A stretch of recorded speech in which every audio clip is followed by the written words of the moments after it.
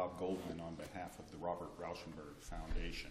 I would like to reserve 5 minutes and also indicate I want to rely on my briefs to the extent we don't get to an issue that's covered by them in the appendix.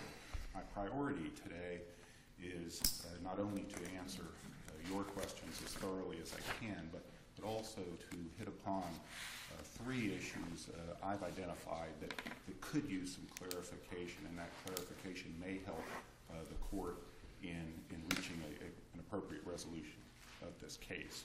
The first of those issues involves the issue of whether the foundation met its burden under 736.080210B, which is the statute related to attorney's fees and whether the trustees can use trust funds for that purpose.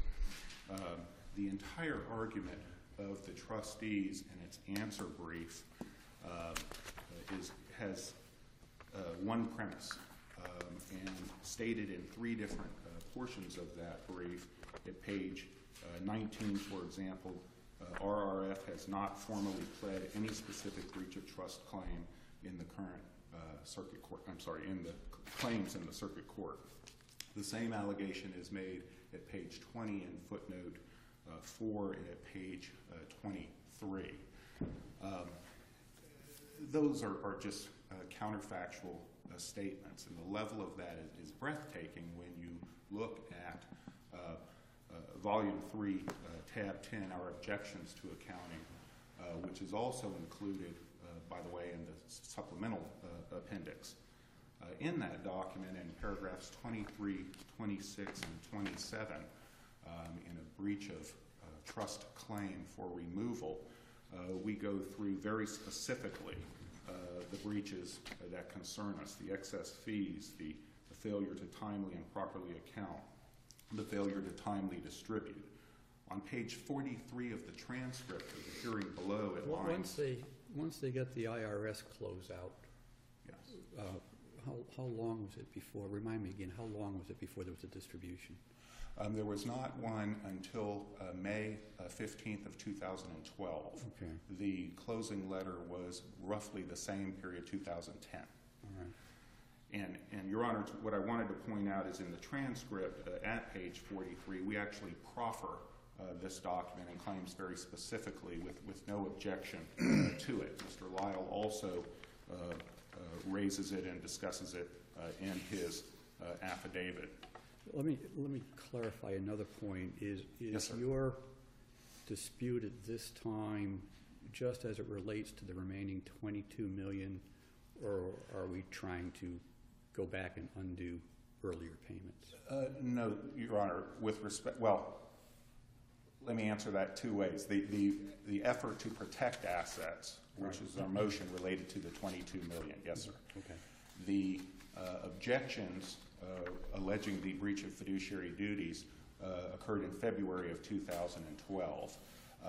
The statute is a bit vague on where to go with that. We think that the right reading of it is, as of the time it's pled, February 12th, any fees taken after that period of time need to come back, which is a smaller order than where this litigation began. Yes, sir. Another issue, on page 21 of the initial brief, we discussed this court's case of Florida Power versus Smith, and I want to stop right there and apologize to the court. I noticed a typographical error I didn't notice before. I elevated this court to the Supreme Court of Florida without commensurate pay even. But in fact, that's a second DCA case, not a Supreme Court case. And it talks about the fact that facts established through a witness that go unrefuted are facts in the case. So what you then have in response to that in the answer brief on pages 26 through 27 is an assertion by the trustees that that's not correct, that in fact a trier of fact can even quite arbitrarily, whether it's a jury or a court, ignore the statements of a witness, be it an expert or otherwise. But if you actually read the cases they cited, including from this court, the Smith v. Lama case, That's not what the court said at all. In fact, in that case, it involved, quote, presented conflicting evidence, and then the court indicates that, yeah, the jury is free to weigh opinion testimony of expert witnesses and either accept, reject, or give the testimony such weight as it deserves, considering, and then it goes through a list of things that the court has to consider before it would reject. So the idea that that can be willy-nilly is not correct. Again, the Long v. Moore case says the exact same thing. It's not arbitrary at all. There has to be a reason why you would deviate from the norm. And then the Supreme Court of Florida. Well, to what extent would the court be able to deviate when, arguably, I have a late filed affidavit from the expert? I'm sorry? We have a late filed affidavit. Okay. So could the court have chosen not to take it into consideration? Oh, sure. If the court deemed a particular affidavit late and there was a motion to strike it on that basis, then the court could strike it. In this case, that did not happen at all.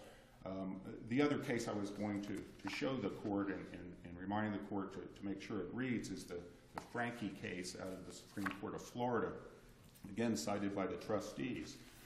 But there, on page 92, the court says trial judges have broad discretion in considering unrebutted expert testimony. However, the rejection of the expert testimony must have a rational basis, such as conflict with other evidence, credibility, or impeachment of the witness, or other reasons. So there again, the general rule is, as we have in this case, you have unrefuted evidence. There it is. There is no effort to contravene it, and we believe respectfully that the trial court erred in not doing its duty as a court in equity to protect the beneficiaries using one of the arrows we afforded the court. Well, doesn't the fact that the trustees increased the value of the trust from $600 million to $2 billion conflict with Mr. Lyle's affidavit? If that were true, even that would not conflict with his affidavit. It would be a point of evidence for the court to consider in deciding a fee. That was not before. That point was in no way before the court in my review of the record. That was presented. But you didn't refute that in your brief, that they accomplished that. What we refuted is that all of these items that they're relying on now on appeal were not presented below, none of it. But what Mr. Lyle does say in his affidavit is, look, if you're looking at value, if you're looking at all these factors that come under the West Coast case, you still have to apply on top of that, since Roe and since Platt, an ability to quantify those items. You can't do it by any kind of percentage at all. So you can look at value, but for example, in the case you're referring to, Judge, if it were the case, for example, that the Rauschenberg art increased in value to the level you've just described. Well, you're not conceding that, are you? Oh, goodness, no. But you don't refute that in your brief. They make it clear that they have done a benefit to this trust to the tune of $2 billion, starting at $605 million. They've increased it through their efforts to $2 billion. You don't address that in your brief. I mean, you have to show a reasonable showing of a breach of trust. Well, right. The court weighs that fact that they increased the assets of this trust. If it's presented to them. If it's presented to the trier of fact. It was not, and we do argue that strenuously in our briefs, that the court did not have any of that information before it. But what we also pointed out to the court, Judge Sleet, is in Mr. Lyle's affidavit, he goes through the proper analysis for quantifying the fee.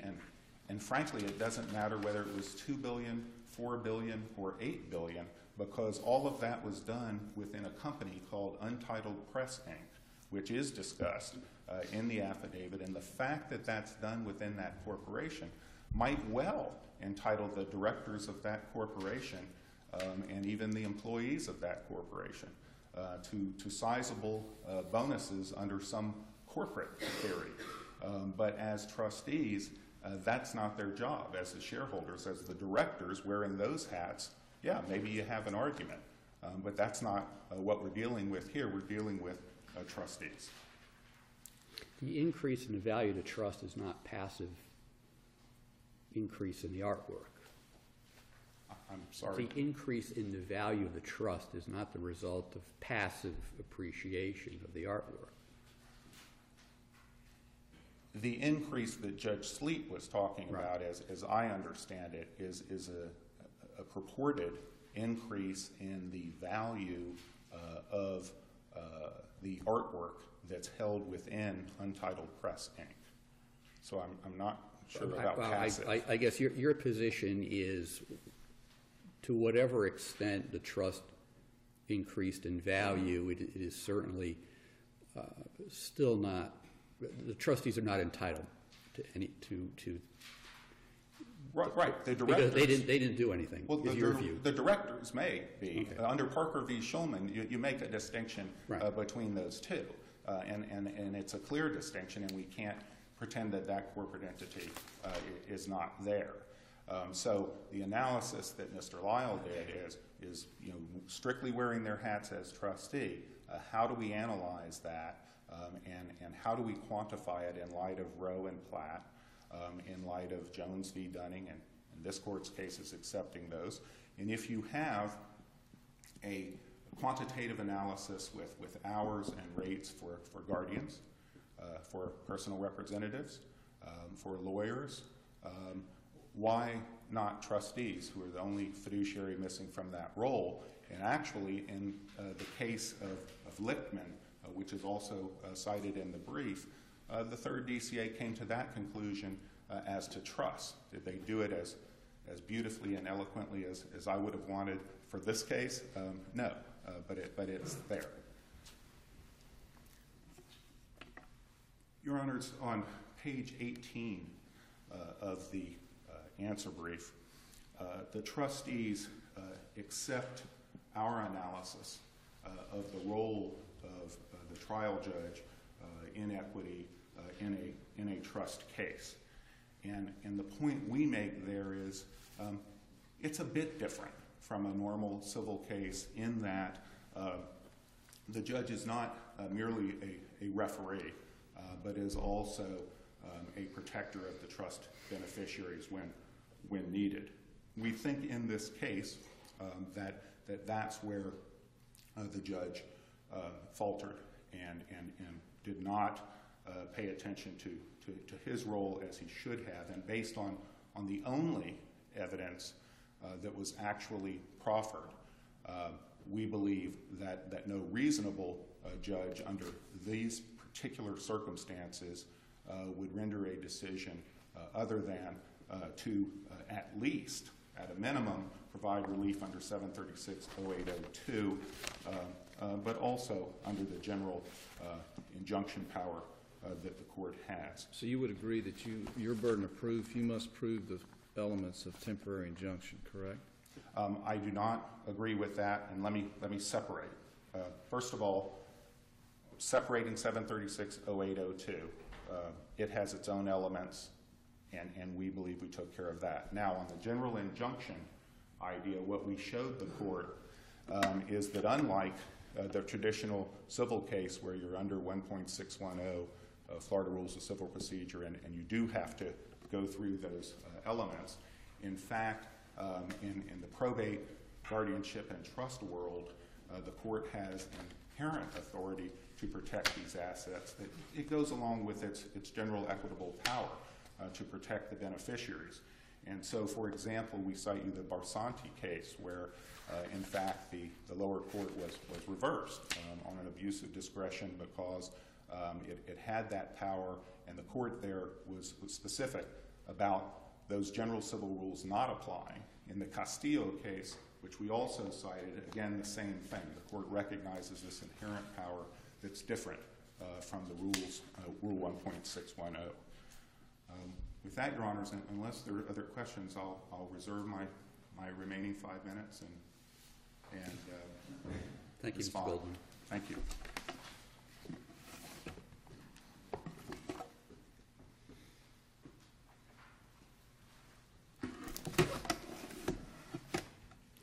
May it please the Court, my name is Ted Edwards, representing the appellees in this matter.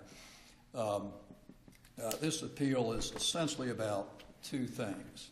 One, trying to prevent the trustees from being able to pay their attorneys to litigate over the remaining issue in this case, despite Chapter 736 expressly authorizing the trustees to pay their attorneys. And two, the foundation trying to get this court to do what the trial court wouldn't do, and that is to rule before a trial that the only basis to compensate the trustees is on an hourly basis. In fact, in their reply brief, their last paragraph before the conclusion says, the heart of the appeal is the calculus of the trustee fees. As far as the posture of the case, the assets have already been turned over to the foundation. They now have approximately $2 billion worth of assets. The only assets being held back is some stock for a company called ULAE. That evidence of the increase in the value of the assets of the trust was before the trial court by the time of the hearing? It was not. There was, in prior hearings, there had been motions filed and pleadings that had been proffered. At the time of the hearing, it was not before the court, because at the time of the hearing, we'd only received the affidavit 3 days before the hearing. But there had been pleadings and allegations to that effect prior to the hearing. Yes, and if you look at the transcript of the hearing, on a motion to compel, there was discussion that the foundation had insured the assets for $1.4 billion.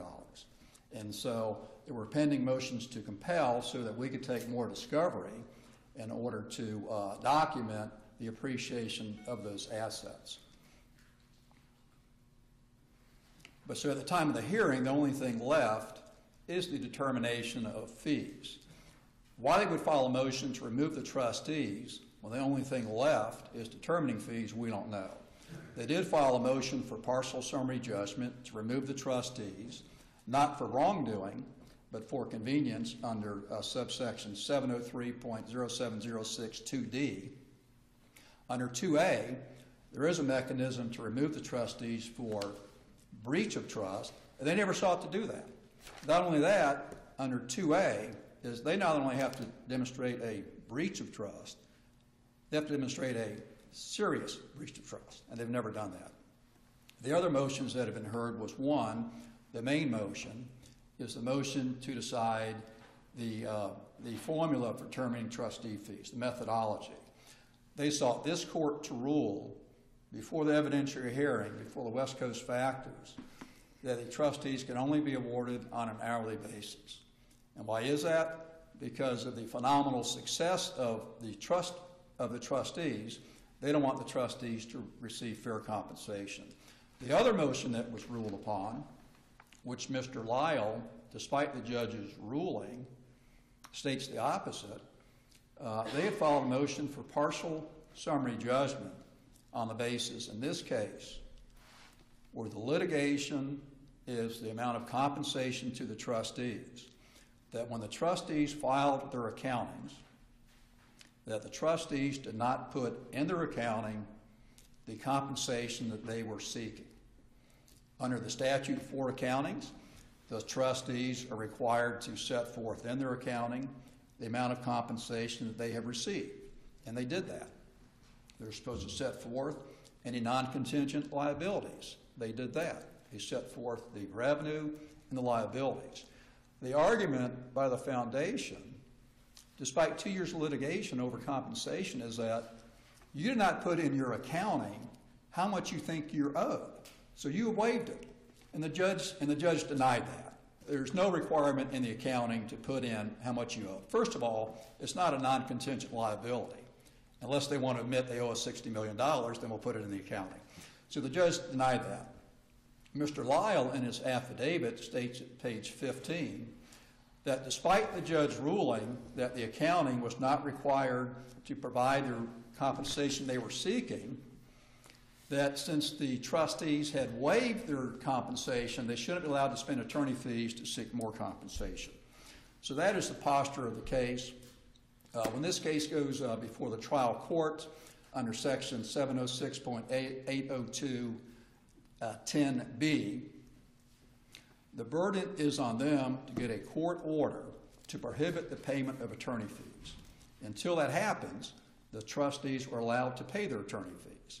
And in this case, when you're litigating over compensation, the standard for attorney fees is, unless the attorney fees are substantially unreasonable, they're entitled to pay their attorneys.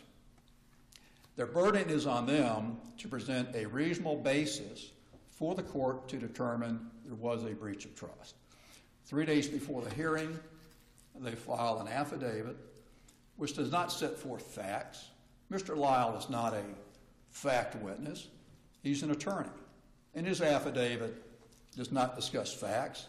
It's a legal memorandum. If you read this, I don't know who wrote it. I mean, it's a lawyer wrote it, and it wasn't for purposes of establishing facts. It was for purposes of making legal argument as to the defenses that were being raised by the foundation. So they had to meet their burden. At the hearing, the position taken by Mr. Gay is, Judge, they have not satisfied their burden. We just got this 3 days ago, but there are no facts. There is no basis for a breach of trust. If you decide that they have met their burden of establishing a reasonable basis, he made an oratinous motion to take discovery as to this affidavit. Because what is happening is this is a circuitous argument of a dog chasing its tail. Because if you adopt their premise being that the amount of compensation that the trustees are seeking is so obscene that it's a breach of trust, and if you agree that Mr. Lyle's affidavit meets that burden, then the burden's on the trustees to come forward and show that the compensation they're seeking is reasonable. Essentially, they're asking the trial court to hold a trial as to what is reasonable compensation. It's a circuitous end round, because in order for us to come in and rebut Mr. Lyle's affidavit, we would have to demonstrate the value of the assets, the services performed by the trustees, what similar trust companies or banks would charge for these services, and go through the factors enumerated in West Coast. We don't think they met their burden, but if they did, we asked to take discovery. This case is now ready for trial. In fact, we're supposed to be at trial now, but the foundation moved for a continuance partially because of this appeal. So the expert witnesses, their reports are done. If you agree with the foundation, you would send this back to the trial court to rule on our oratinous motion for a continuance, which means the trial court will then have to have an evidentiary hearing as to whether the amount of compensation being sought is a breach of trust. We think, as a matter of law, that is not accurate. We think it's ridiculous. Under the case law, a breach of trust would be, stealing money, spiriting assets away somewhere else, not the amount of compensation that is sought. The standard for review of this case is abuse of discretion. Did the trial court abuse its discretion, which means could a reasonable judge have ruled the way the trial court did? And if you take the affidavit of Mr. Lyle, who states, there's a term in here where the trustees are not fiduciary, some kind of fiduciary compatibility, or Anyway, conclusory allegations that the trustees were not qualified. Attached to his affidavit are the interrogatories from the trustees, or depositions of the trustees, is the accounting, or the facts.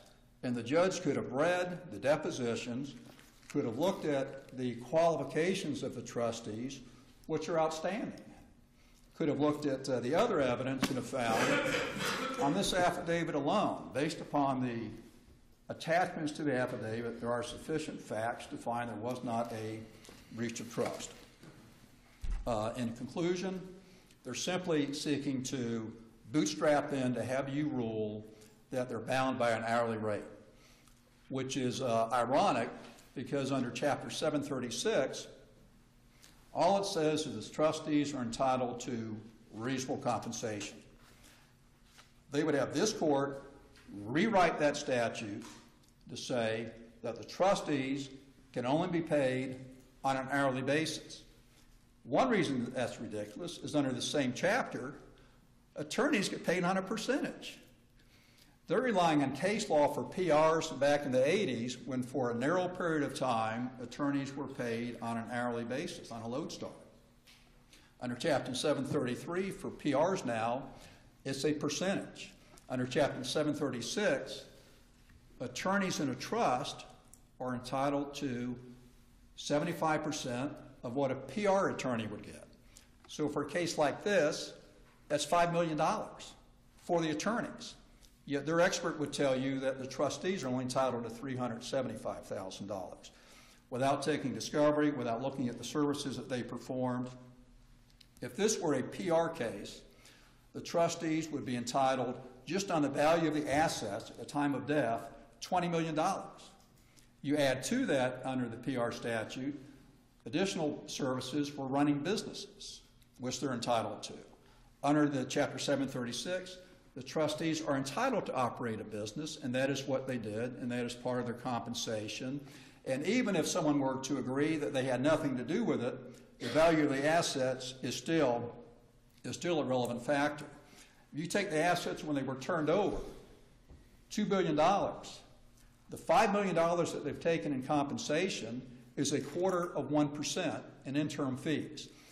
That patently is not unreasonable, and they're entitled to take compensation. So there is an abundance of evidence for the trial court to have concluded that they did not establish the breach of trust. In addition, under the Tipsy Coachman doctrine, even if that was there, you could still uphold the judge's ruling because this was a late affidavit. We sent a letter to the court saying, we anticipate trial by ambush because their motion was so defective. We knew they had to do something. And we asked the judge to set a conference and an orderly exchange of evidence so we could be prepared for the hearing. Despite that, 3 days before they filed this affidavit. So based on that alone, you could rule in their favor. So please do not let the foundation attempt to rewrite the statute. If the Florida legislature wanted to do it, the Florida legislature could. Are there any other questions? I appreciate your time and attention. Thank you, Mr. Edwards. Mr. Goldman? Judge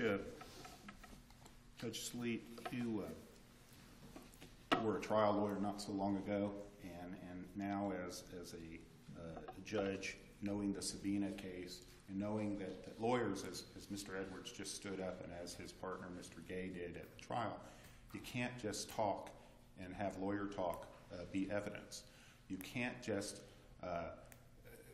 not even. I mean, in cases I'm sure you've had, somebody has said, Judge, I want you to take judicial notice of the entire file. That wasn't even done here. So you can't go back to lawyers speak and have that be evidence. Well, the statute does allow the respondent to proffer evidence. Correct. But that's what they have to do. Usually done through an attorney. Well, and what's interesting about this statute is the burden on you is a reasonable showing. Right. You would agree with that? Correct. The burden on them is simply to proffer. There's no quality of evidence. Right. Yours is reasonable. Right. He could basically show something conflicting with you, and he may prevail. Right. But they have to proffer evidence, Judge. And in Sabina, you guys have been clear that's not lawyer speak. And let's go to this ambush question a minute. But before I get there, there was talk about somehow this is all fair and 5.7 million makes sense because it would be okay if you were a personal representative, or it would be okay if you're a lawyer for a trustee because there's statutes on those that give percentages. Well, that's precisely our point. The legislature knows how to do it and did not do it here. Instead, it's just a reasonable fee.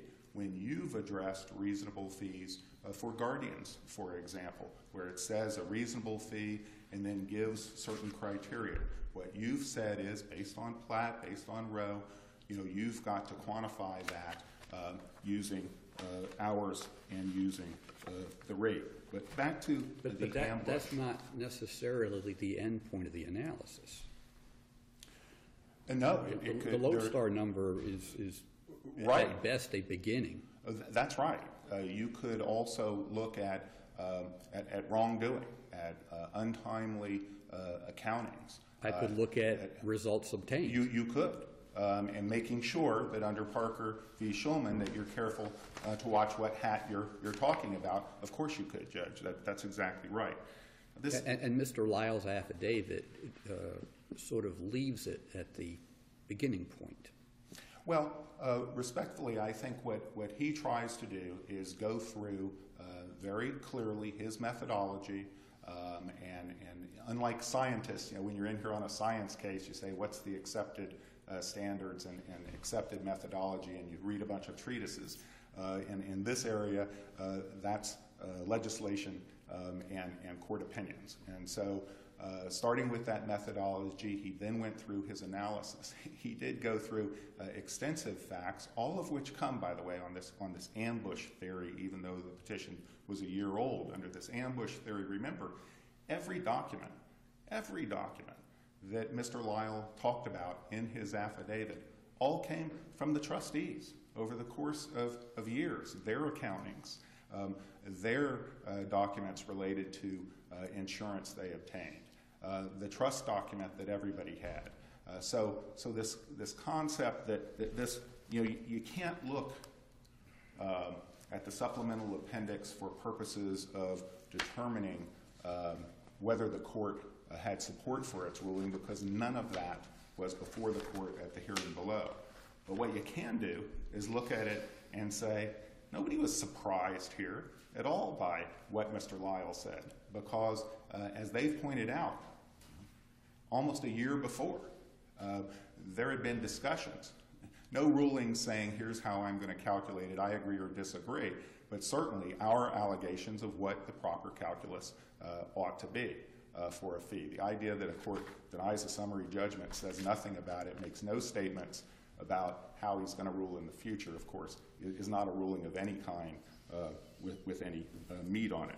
So under these circumstances, what you have is proffered evidence that did not go rebutted by any proffer of additional evidence from the other side. As a result, the court should reverse and remand, and again, as I said, at least grant us the relief under 736. If that's true, what is the basis for your claim that you have no adequate remedy at law?